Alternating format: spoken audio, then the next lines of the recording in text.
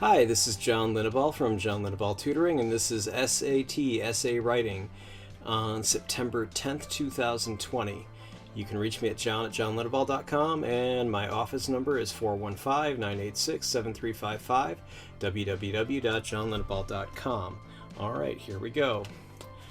First of all, when we're dealing with the SAT essay, you want to read the instructions in advance. The essay instructions never change. As with everything else on any major standardized test, nothing on the SAT changes without years of advance notice, new exam elements. What I mean by exam elements are instructions, questions, etc. being tested, sample problems being distributed, so you know way in advance. Before the, in quotes, new SAT came out in 2016, the previous edition of the Barron's SAT had a note at the beginning saying the SAT is changing, da da da, and that was probably released in 2012. So they don't change these tests without letting you know a long time in advance. Also, with the generic nature of the instructions, it's generally really easy, and it's to your advantage to read and understand the instructions before the test, so you don't have to read them on a test day. You can just give them a quick skim if you like.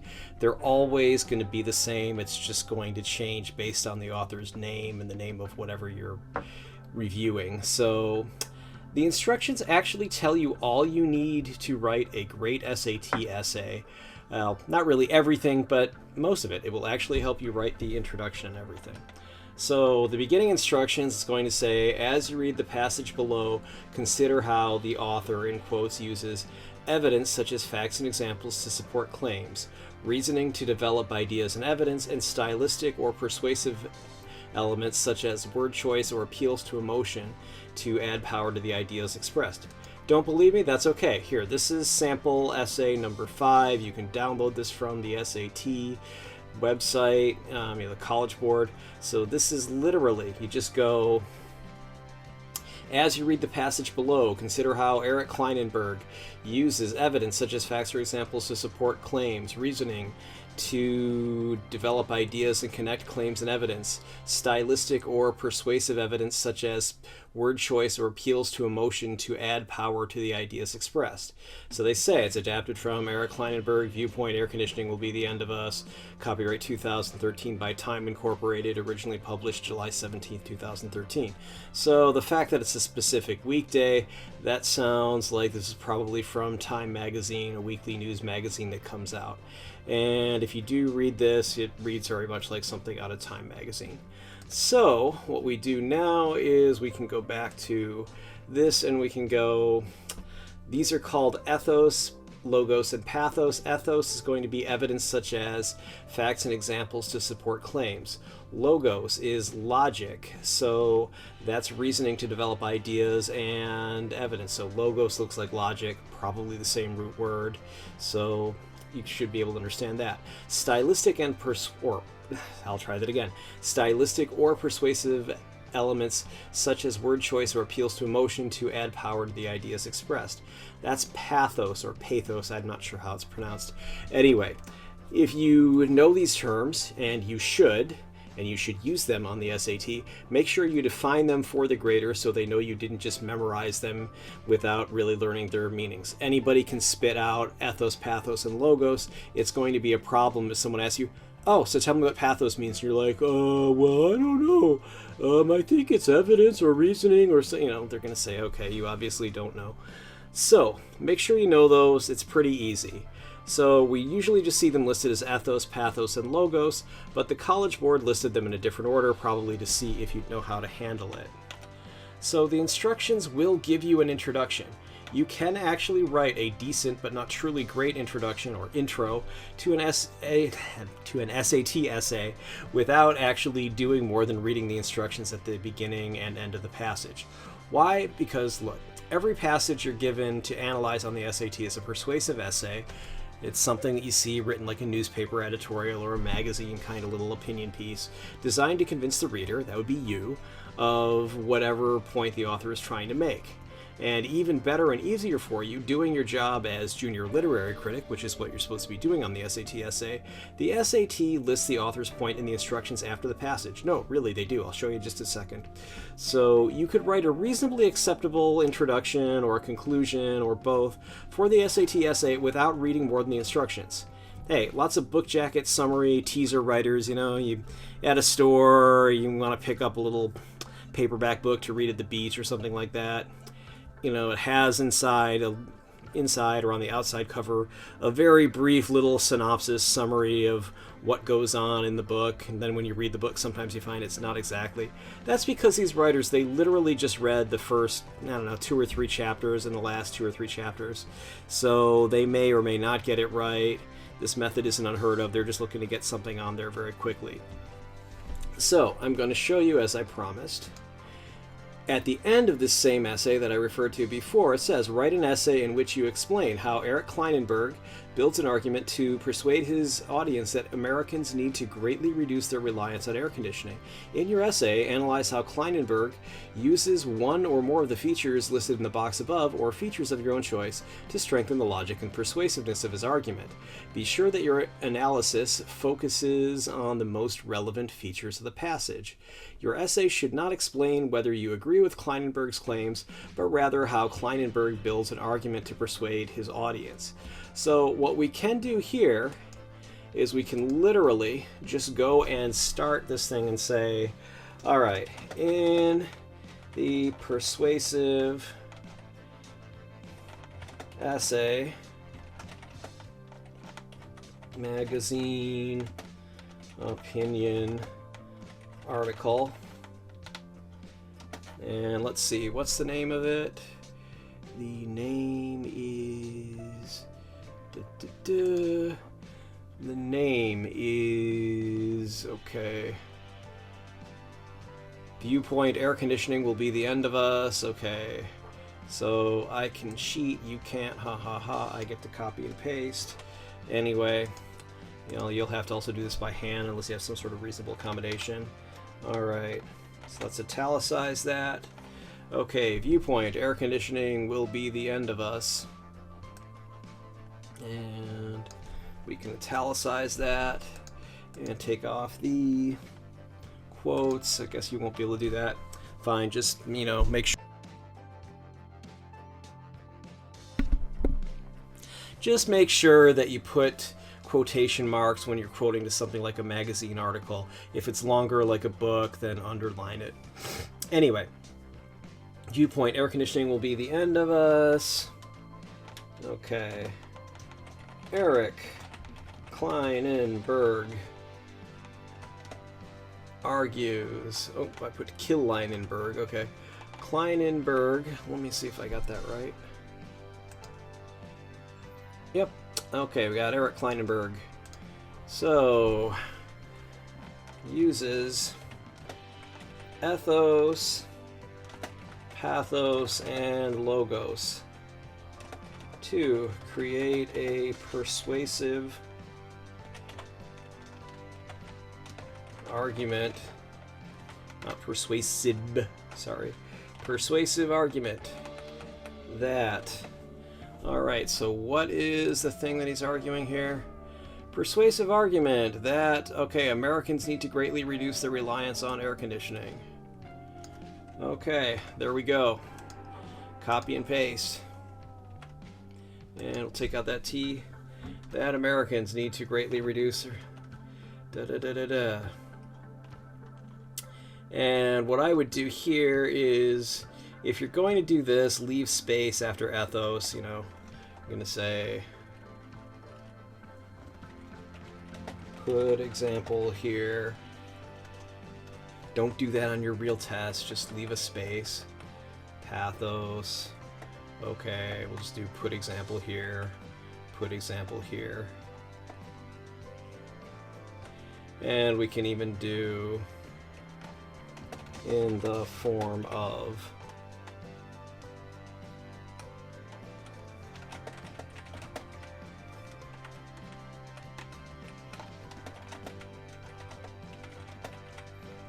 This is good, especially if you use the get going method of writing, which is obviously I do. I just kind of start writing rather than doing an outline or writing notes. I just want to get going. I find that I think better when I'm already just working on it. If you do it differently, that's great. If you do it my way, awesome.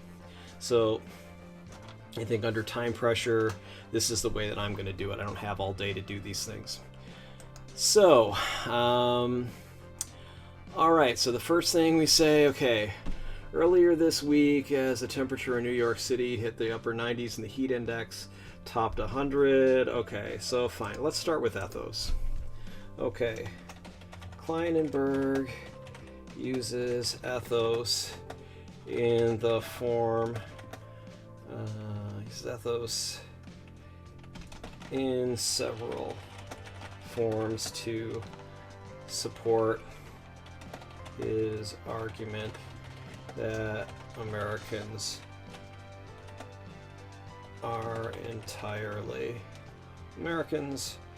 rely entirely too much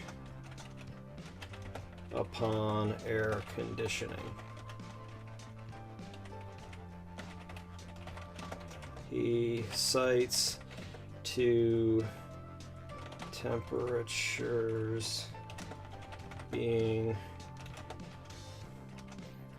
over 90 degrees Fahrenheit and a heat index of over 100 in New York City at the same time as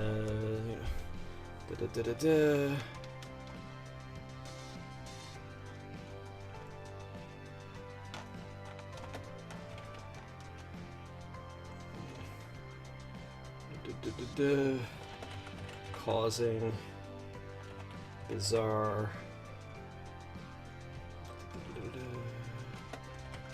leading to bizarre overreactions from New York businesses, business owners, and residents alike,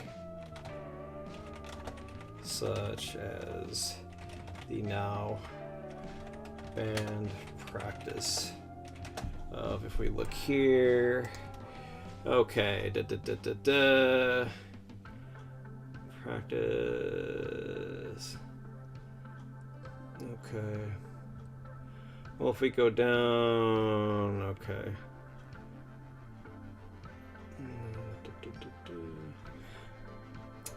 okay,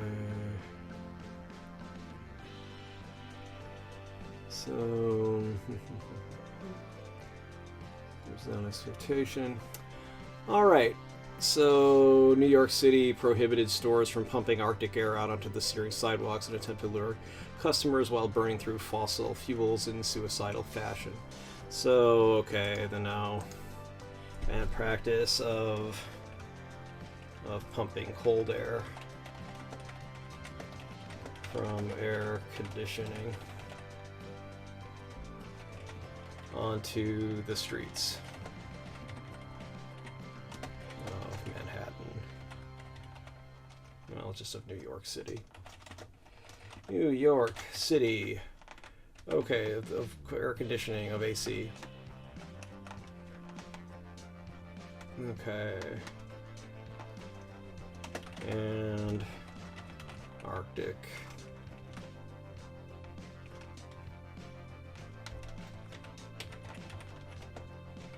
Temperatures.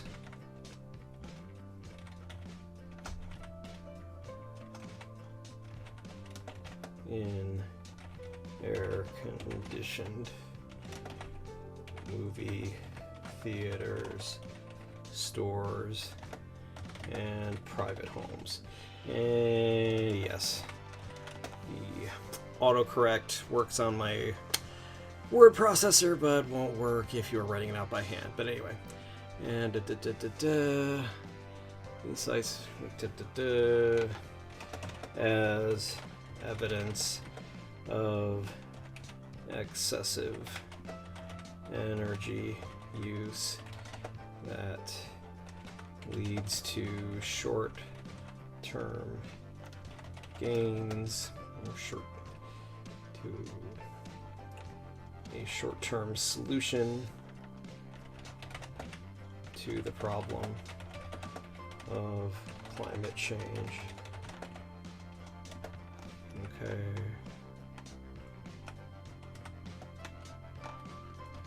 At the expense of making climate change exponentially worse from the greenhouse gases and heat created by the combustion of fossil fuels to power the air conditioning. Now you might want to cut that up a little bit.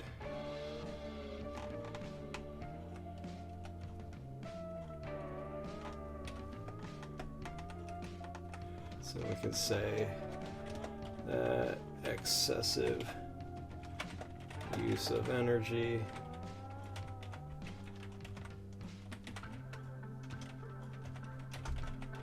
which, okay, even worse, Kleinenberg states that energy use, or the amount of energy used for air conditioning, you know, to talk about New York. Okay, okay, in the U.S., so Americans. The amount of energy used for air conditioning in the U.S. doubled in the previous 20 years prior to the publication of this article, which would be from 1992 to 2012, or was it 2013? Okay. Blah, blah, blah. So 2013. Okay, so 1993 to 2013. So 1993 to 2013. Okay. So there's Ethos. Okay. He further cites to the problem of the fastest growing cities in the US being, let's see, all right. Part of the problem is that in recent decades, the fastest growing US cities, places like Las Vegas, Phoenix, and Austin, have essentially been built on air conditioning. This is true in the Middle East and Asia, and as a result, global energy consumption is soaring precisely when it needs to be lowered. So we can say that part of the problem is this. So we can just literally just copy it and say, okay,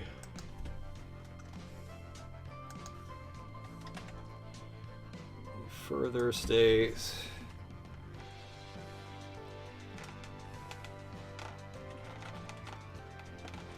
and when you use a long quote like this, you can indent, you can go like this and go part of the problem. So then you can just take off the quotes.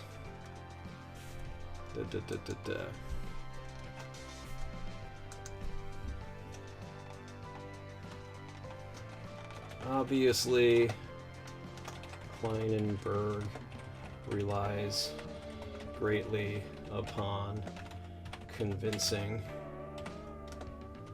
evidence that U.S.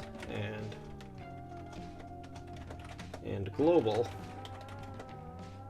energy policy is exactly, well, at least regarding air conditioning is exactly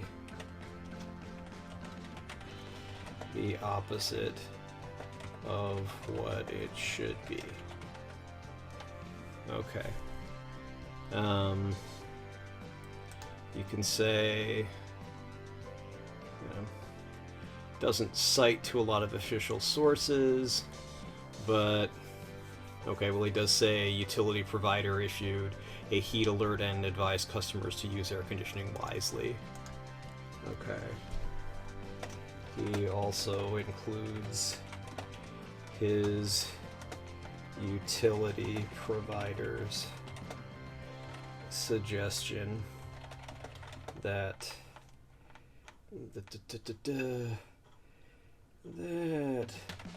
customers use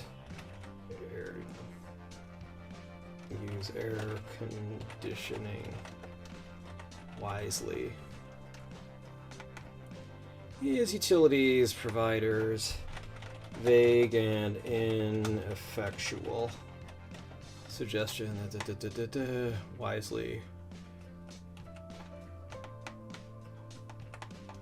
as an example of poor energy policy. So definitely states a lot of ethos. Okay. Logos apply is okay. Kleinenberg also uses logos to establish the point that if we know what causes global warming, that is the use of fossil fuels,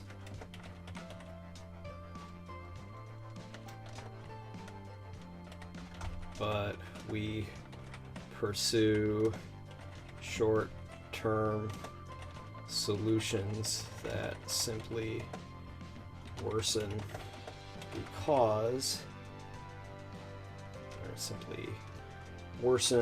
the problem by adding to the cause,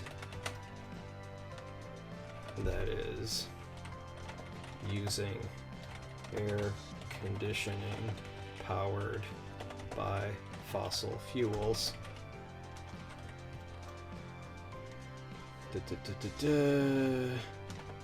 We are simply making the problem worse while alleviating the symptoms temporarily.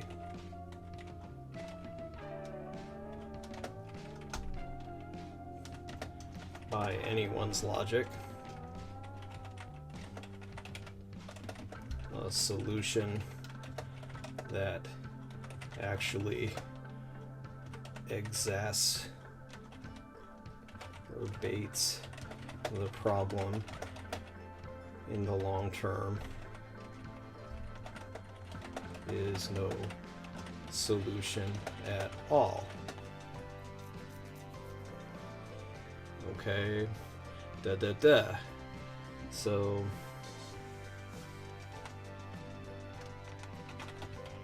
Kleinberg acknowledges the problem of those with a medical or other need for access to air conditioning, e.g. the infirm or elderly, living in poorly designed apartments, field or factory workers who need relief from excessive heat,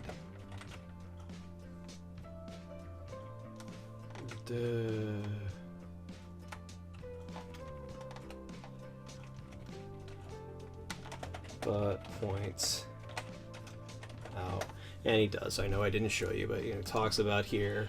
Okay, I also recognize that air conditioning can enhance productivity in offices and make factories safer for workers. Also, I'm hardly against air conditioning. During heat waves, artificial cooling can save the lives of old, sick, and frail people, and epidemiologists have shown that owning an AC unit is one of the strongest predictors of who survives during dangerously hot summer weeks. So I've long advocated public health programs that help the truly vulnerable people, whether isolated elders in broiling urban apartments or farm workers who toil in sun-baked fields, by giving them easy access to air conditioning.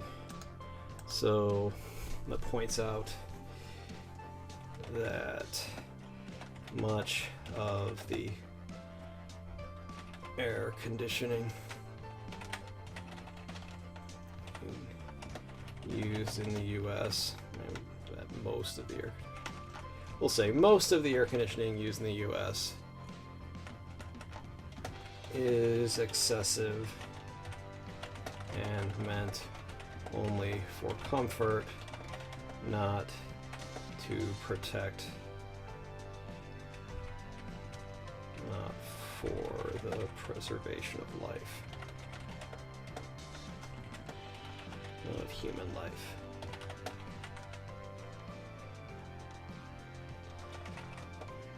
This last concession that is skillfully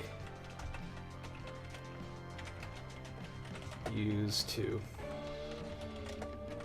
underscore, underscore Kleinenberg's point,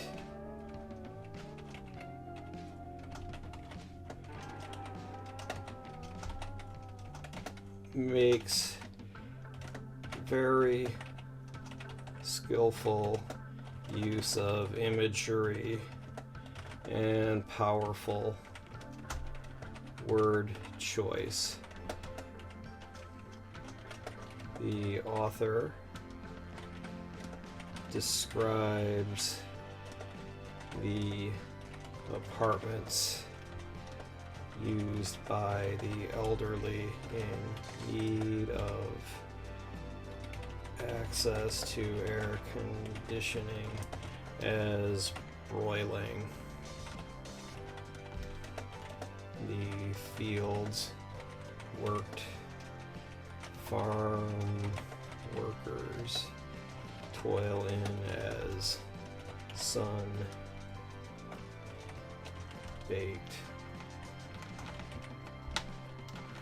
And let's see if we can find something else. As sun-baked, and the factories is having searing temperatures, okay.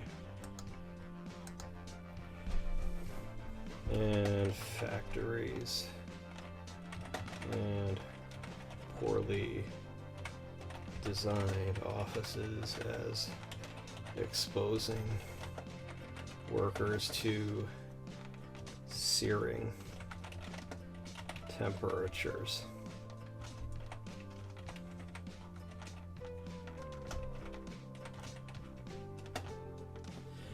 Okay, oops.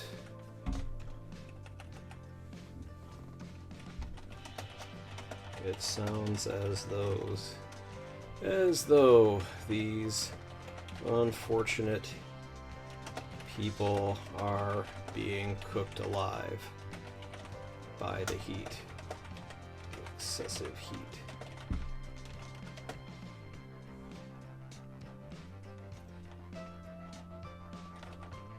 The author then contrasts these grim images with the frivolous images of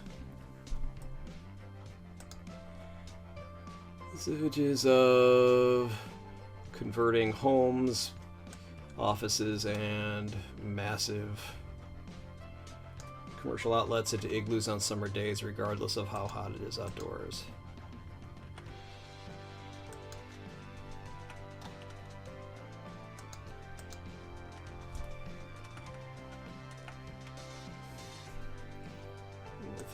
is, let me just say, with the image of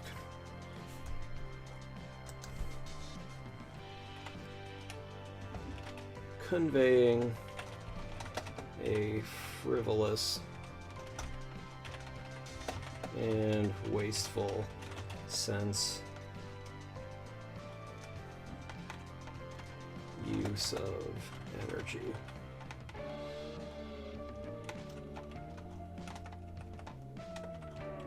The sense of a frivolous and wasteful use of energy, which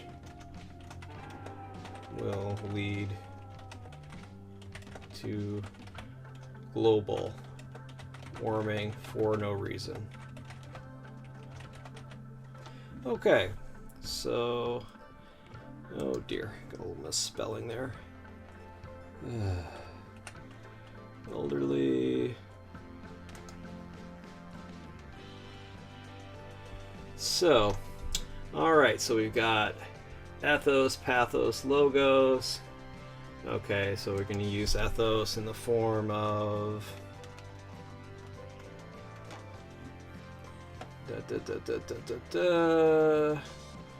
in the form of citing to current weather, New York City weather conditions.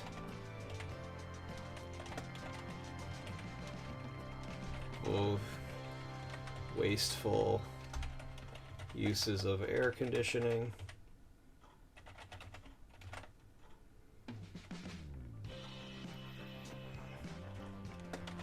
And the problem of climate change,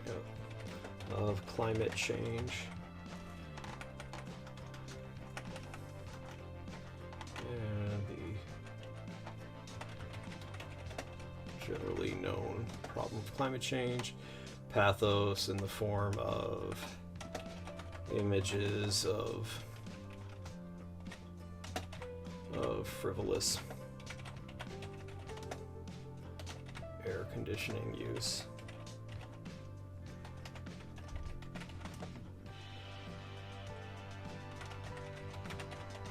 With contrasted with images of situations where AC is needed to preserve life.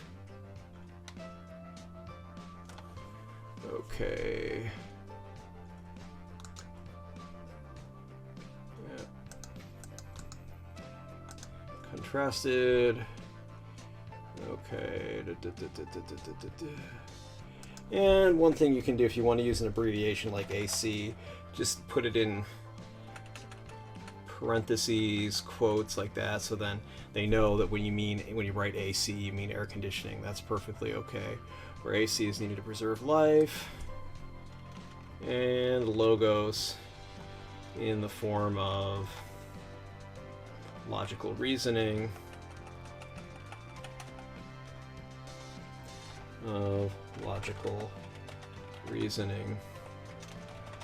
based on the idea that solutions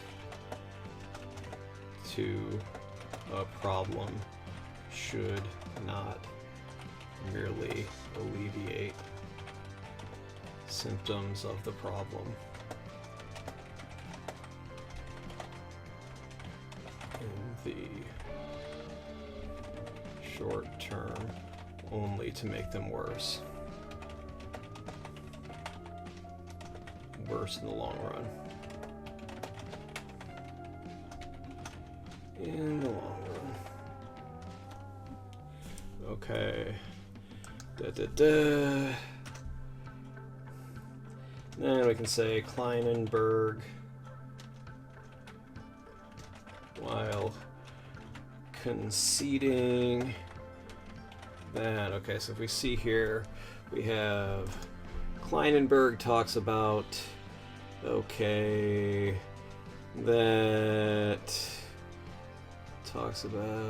okay, no doubt a law like that. He talks about a law where it says I can't help but wonder whether cities like New York will ever prohibit stores from cooling their facilities below, say, 70 degrees Fahrenheit.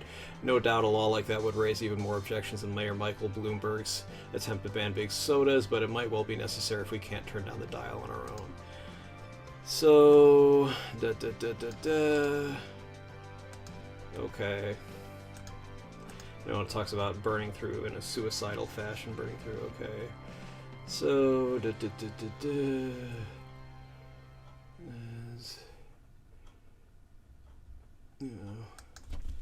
Okay, and through fossil fuels in a suicidal fashion. Okay. And while conceding that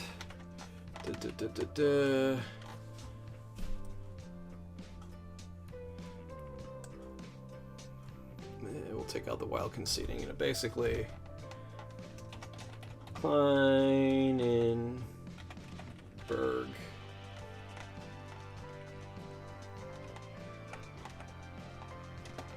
concludes his essay by stating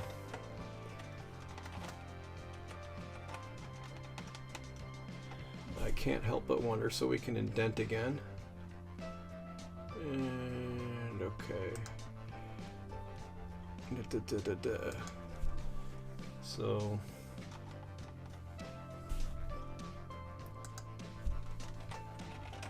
while he concedes that restrictions on AC would be roughly as would be even less popular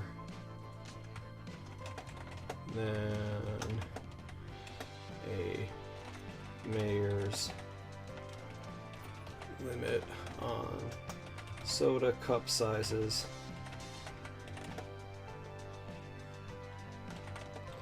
He states his well supported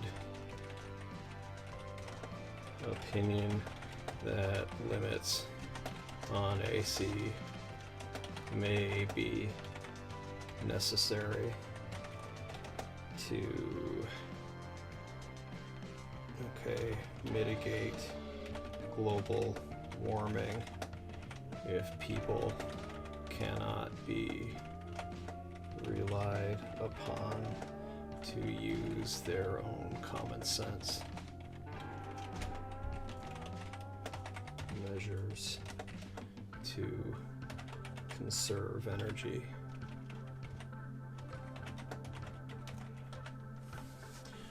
Okay, and then you can just say, you can basically just repeat the introduction. So,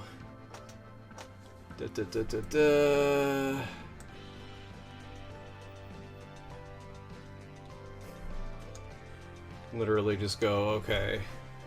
So in viewpoint, no, crud.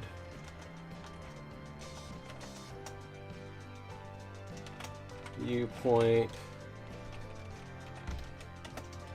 air conditioning will be the end of us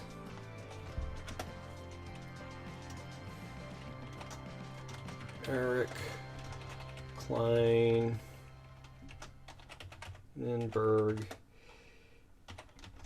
convincingly uses current events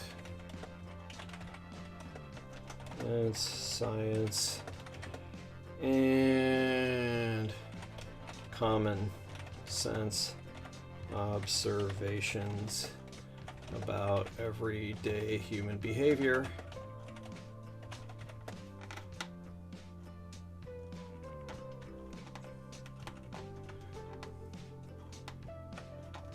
to create a persuasive argument that limits must be placed on AC usage in the US and worldwide,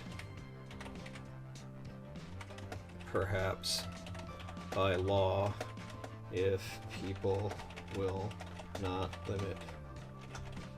voluntarily limit their use.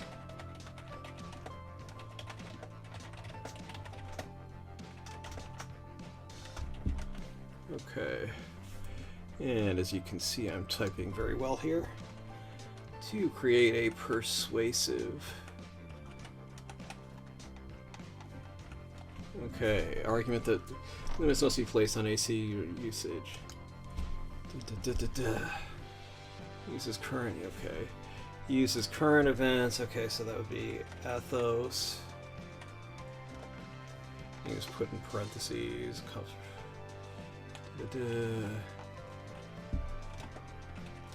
Logos in the form of common sense observations about the nature of a good solution to a problem.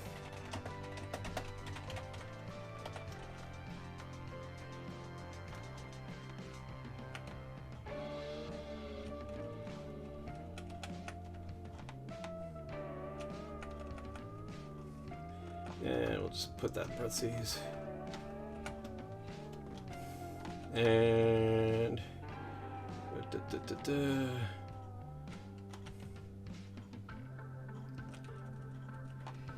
and pathos, powerful descriptive language and imagery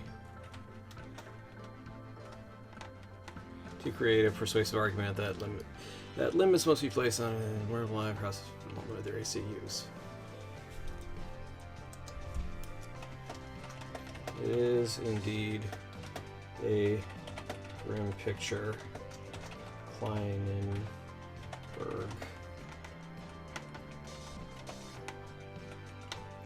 Picture Kleinenberg. Yeah, Kilmanberg. Kleinenberg paints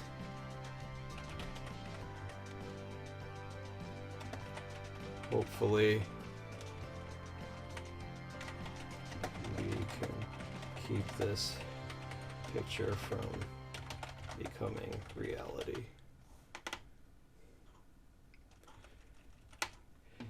So that should do. Okay, so what we're gonna do is we'll go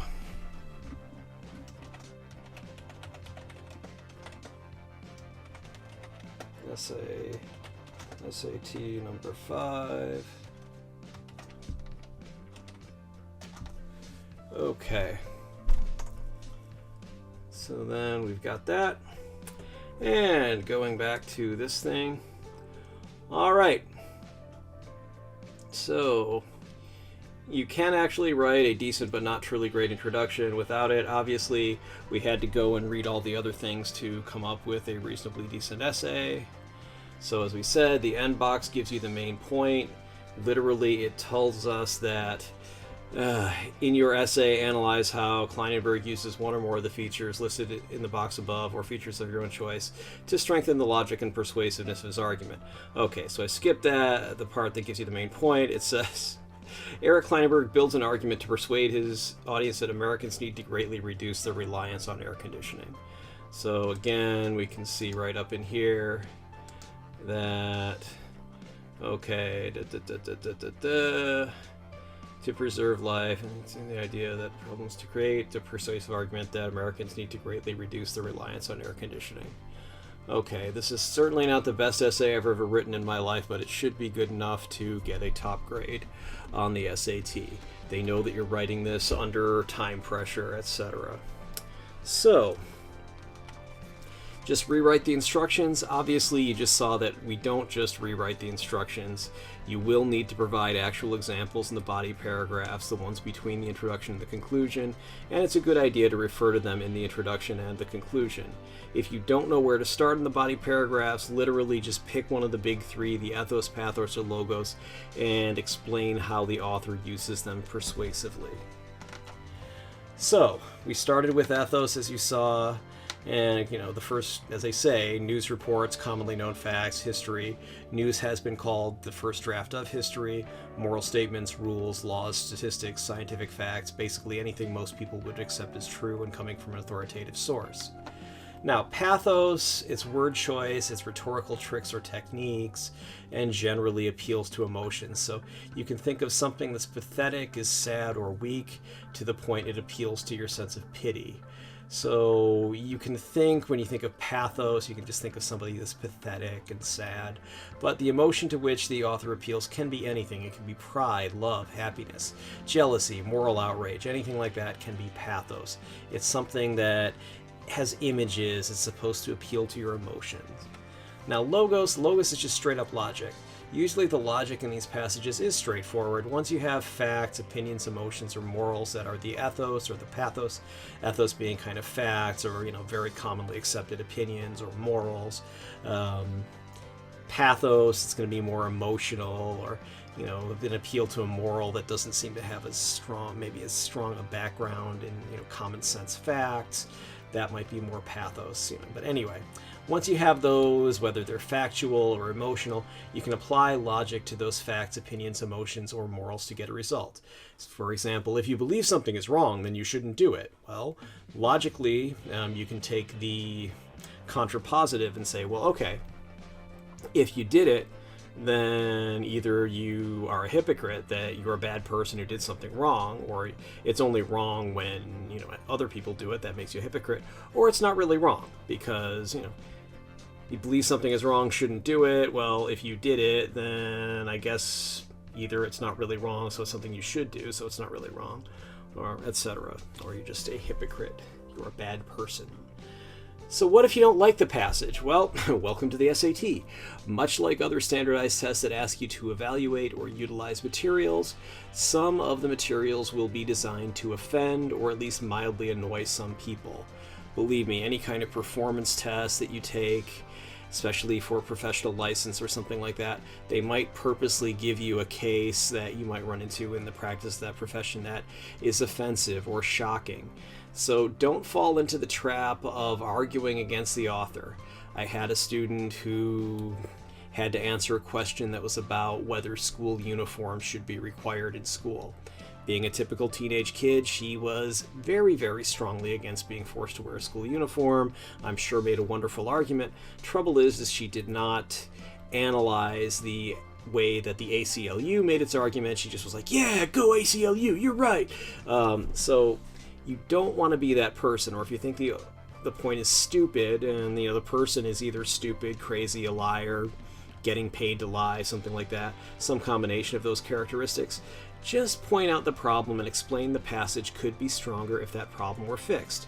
So you can use your disagreement as a tool to deconstruct, analyze, dissect, whatever you want to call it, the argument. If it seems like a stupid or clever but wrong, that's called sophistry. A quick sophistry argument or sophist argument might be, well, anybody can pick up 1 grain of sand, and it's really almost impossible to tell the difference between 1 grain of sand and 2 grains of sand. So then you should be able to keep picking up grains of sand until you've literally picked up all the sand from all the beaches in the world. Well, obviously there's no way you could do that, so it's sophistry. You say, okay, obviously there's a logical flaw there. If you see something like that, you can point it out. Most likely, as lots of other people have pointed out, you probably won't see any serious logical errors, but if you do, you can point it out. You can say, well, gee, this really invites criticism based on this, or there's an obvious counter-argument that they don't even bother to address. You can point that out. However, you can use the dislike you have of the passage to point out the problems, as I just said. For example, let's say a passage cites Albert Einstein. Lots of people say, oh, Albert Einstein said the definition of insanity is repeating the same action and expecting different results. Well, first, As far as I know, Einstein never said or wrote that, so you could say, at first, Einstein never said or wrote that, and even if he did, repeating experiments to see if results are consistent are an essential part of the scientific method. They are. Believe me, anything that is a new scientific discovery is going to have to be replicated many times before it's completely accepted. Because it's a new breakthrough, so they want to make sure, okay, did you discover a new chemical element, or did you just not wash your glassware, let's say. So you can say this passage would be much stronger with a properly attributed quote instead of a hackneyed false quote. Hackneyed means kind of cliched, just like you've heard of someone called a hack. That's basically what that is. So, false quote, placing an unlikely statement into Einstein's mouth, converting a scientific genius into a stock character in a glurge morality tale. In case you're wondering what glurge is over here. If you go to Snopes.com, which you should, especially when you see something that's just looks ridiculous, your weird uncle who always sends you crazy email forwards and you know it just looks like BS, go to Snopes and see if it's been debunked here. So glurge, they say, what is glurge? Think of it as chicken soup with several cups of sugar mixed in. It's supposed to be a method of delivering a remedy for what ails you by adding a sweetening to make the cure more appealing, but the result is more often a sickly sweet concoction that induces hyperglycemic fits. Oh, excuse me. Anyway, so in ordinary language, hyperglycemic means really high blood sugar. That's really bad for you. So in ordinary language, glurge is the sending of inspirational and supposedly true tales, ones that often conceal much darker meanings than the uplifting moral lessons they purport to offer, or undermine their messages by fabricating and distorting historical fact under the guise of offering a true story. Many of us, it seems, cannot overcome the urge to glurge, so let's watch out for the urge to glurge. Anyway, so the same goes for logical fallacies. Outdated or disproven evidence. If somebody says, oh, well, everybody knows that things that are heavier fall faster because, hey, if you ever drop something on your foot, if it's heavier, it hurts a lot more, so it must have fallen faster. That's not true. Galileo disproved that, so, things like that. So ad hominem would literally be a personal attack against a man, hom being man, so, to the man, or ad feminem if it's against a woman. Or if it's a personal attack on the rapper whose name is Marshall Mathers, then it's an ad Eminem attack. So I wouldn't suggest that you attack Eminem because he'll write a rap song about you. So, okay. Ha ha ha.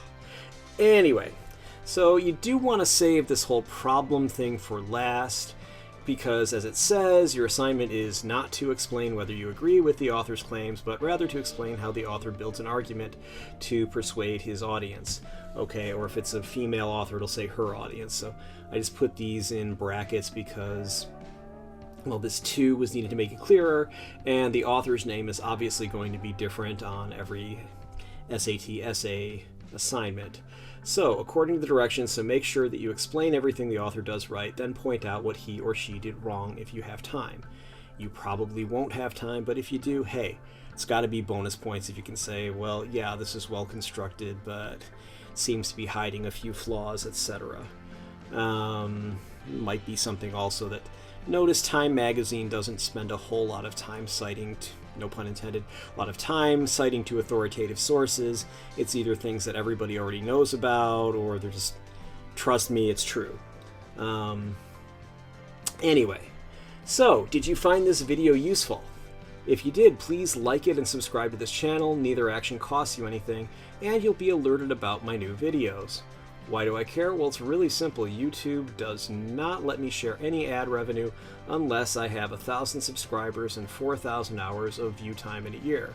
While many people are watching these, I don't have 4,000 hours of watch time. I also don't have anywhere near 1,000 subscribers. So, for the same reasons, you're not only welcome, but encouraged to share links to this video, put it in playlists, etc. I'm always happy to read and respond to constructive criticism or suggestions for new videos. I do reserve the right to delete comments from and block those who specialize in destructive criticism, trolls or things that are off topic, spammers, disturbed people. Yes, I've had people before, they had some problem with some business that I was tangentially involved with, that and they just couldn't let it go. I had to basically say, this was really a dispute between you and them, not you and me, and don't use my comment section for this. Anyway,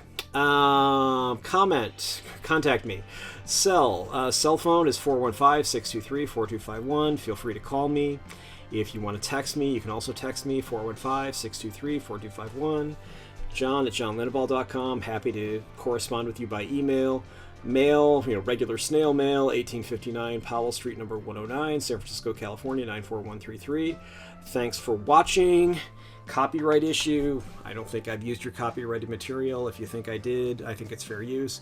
If you need to talk to me, great, contact me. And if you want to contact me through some other methods, here, Facebook.